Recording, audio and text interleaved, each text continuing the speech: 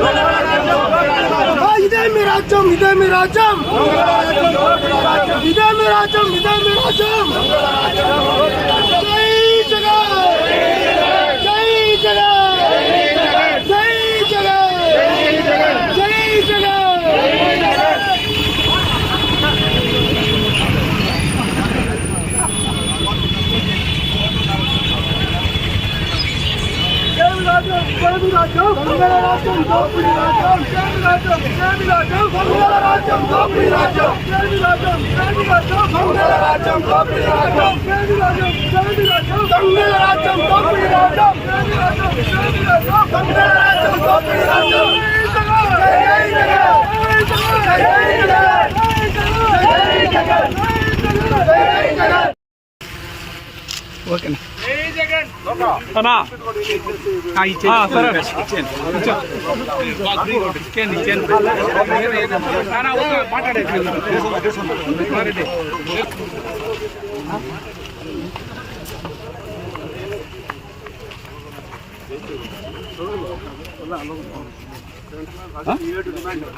సంవత్సరానికి 20,000 తడిసిన ధాన్యం ధాన్యం రంగుబారు ధాన్యం కొనాలా మారిన ధాన్యంలో కొనాలి ముందు కొనమన్నారు కదా అన్నీ దండా చేస్తారు కదా వర్షాలు రంగుమారిన ధాన్యం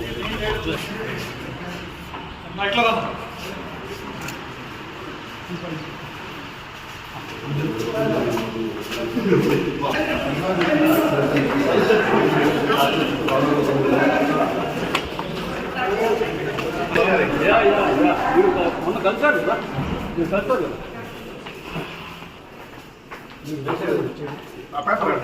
మీరు మిగతా మేడం అలౌడ్ ఉండి 5% ఉన్నారు మిగతా దయచేసి మిగతా వాళ్ళు ఆగిపోండి మీరు మాత్రం కరెక్ట్ అంతమంది లేదండి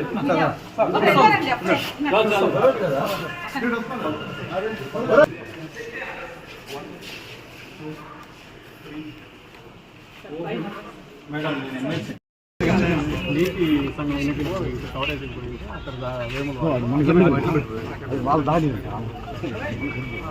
ఈరోజు జర్నలిస్ట్ అందరూ ఉంటాయి కదా ఆంధ్రప్రదేశ్ రాష్ట్రంలో మాజీ ముఖ్యమంత్రి వర్యులు వైఎస్ జగన్మోహన్ రెడ్డి గారి ఆదేశాల మేరకు ఏదైతే గతంలో ఇప్పుడున్నటువంటి కూటమి ప్రభుత్వం ఇచ్చినటువంటి హామీల మీద ప్రజలకు జరుగుతున్నటువంటి అన్యాయాన్ని ప్రశ్నించే విధంగా ఈరోజు ఎవరైతే అధికారంలో ఉన్నారో ఈ అధికారంలో ఉన్నటువంటి నాయకులు కావచ్చు, లేదా ముఖ్యమంత్రి గారు కావచ్చు, మంత్రులు కావచ్చు, ఎవరు కూడా రైతులకు అండగా నిలకపోవడం, మాజీ ముఖ్యమంత్రి వర్యులు జగన్మోహన్ రెడ్డి గారు ప్రతి జిల్లాలో జిల్లా హెడ్ క్వార్టర్లో ఉన్నటువంటి జిల్లా కలెక్టర్లకు అర్జీ సమర్పించుకుంటూ ఏదైతే రైతులు నష్టపోతున్నారో, రైతులకు సరైన గిట్టుబాటు రేటు దొరకడం లేదు, అదేవిధంగా అకాల వర్షం వల్ల అనేక పంటలు నష్టం వస్తుంది, నష్టపరిహారం ఇవ్వట్లేదు, అదేవిధంగా పంటలు కూడా చెడిపోయినటువంటి పరిస్థితి మనం చూస్తున్నాం. వాటిని సేకరించి సరైన ధర ఇవ్వాలని ముఖ్యంగా మేము డిమాండ్ చేస్తున్నాం. అదేవిధంగా పత్రికా విలేకరులను మరియు మీడియా సోదరులు అందరూ కూడా నేను మిమ్మల్ని కోరుకునేది ఒకటే, ఎన్నికల ముందు చంద్రబాబు నాయుడు గారు ప్రతి సభలో కూడా అన్నదాత సుఖీభవ, ప్రతి రైతుకు 20,000 ఇస్తామని చెప్పడం జరిగింది. ఆ రైతుకి ఇస్తామన్నటువంటి ఏదైతే 10,000 కోట్ల పైచిలుకు కనీసం మన ఊసే లేదు బడ్జెట్లో. వాస్తవమా కాదా? దీన్ని ఈ ప్రజాస్వామ్యంలో అడిగే హక్కు ప్రజాప్రతినిధులుగా మాకెంతుందో మీడియా సోదరులకు మీకు కూడా అంత హక్కు ఉందని కూడా నేను ఒకసారి మీడియా సోదరులు అందరికీ కూడా గుర్తు చేస్తున్నా. దాన్ని మీరు పదే పదే ఏదైతే టీవీలో కావచ్చు, పత్రికలో రాయాలి, ప్రజలకు తెలియాలి. చంద్రబాబు నాయుడు గారు పచ్చి మోసం చేశాడు, పచ్చి దగాకారుడు చంద్రబాబు నాయుడు, రైతులను మోసం చేసేటువంటి చరిత్ర ఒక చంద్రబాబు నాయుడు గారికి ఉంది అని కూడా మీరు తెలియజేయాలని ప్రతి ఒక్క మీడియా సోదరుని కోరుకుంటూ, అదేవిధంగా ఈరోజు సాక్షి విలేకరు పైన ఈరోజు జరిగినటువంటి దౌర్జన్యం మనం చూస్తున్నాం. కడపలో ఇలాంటి దాడులు చేయటం కరెక్ట్ కాదు. గతంలో కూడా మేము అధికారంలో ఉన్నప్పుడు ఏ విలేకరుల మీద, ఏ ఛానల్ వాళ్ళ మీద కూడా దాడులు జరిగినటువంటి సంఘటనలు లేవు. మనం అందరం కూడా కలిసిమెలిసి ముందుకు వెళ్ళాలి. ఏదైతే ప్రభుత్వానికి అవకాశం ఇచ్చారో రైతులకు మీరు చెప్పినటువంటి మాటను మేము గుర్తు చేస్తున్నాం. ఖచ్చితంగా ఇది ఒక అడుగు, మొట్టమొదటి అడుగు మీకు మళ్ళీ చెప్తున్నాం. మీరు కానీ నెరవేర్చకపోతే ఇంకా 2వ అడుగు తీవ్రంగా ఉంటుంది అని కూడా మేము తెలియజేస్తూ ఈ ప్రభుత్వానికి హెచ్చరిస్తున్నాం. చెప్పారు, బట్ అన్ని నిజాలే సత్యహరిశ్చంద్రులాగా నిజాలే చెప్పే కాలం కాదు ఇది, కలికాలము. బట్ కాకపోతే అబద్ధాలు ఎన్ని చెప్పినా ఒకటి అరా కొర అన్న ఈ కూటమి ప్రభుత్వం నిజం చేయాలి. దాంట్లో కూడా ఏది లేకపోయినా, ఏమున్నా నడవాలన్నా, నిరసన చేయాలన్నా, ఏమి గవర్నమెంట్ కనీసం అబద్ధాలు చెప్పాలన్న శక్తి ఉండాలా.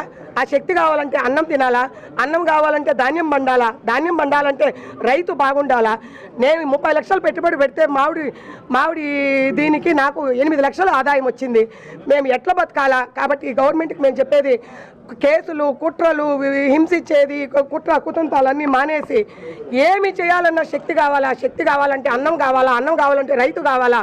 కాబట్టి మాకు ఎవరి మీద ఇక్కడ విరోధం లేదు, ఎవరిని మేము ఆపోజిట్గా అగైనెస్ట్గా ఇక్కడికి రాలేదు. కేవలం మా బాధ చెప్పుకోవడానికి మాత్రమే వచ్చినాము.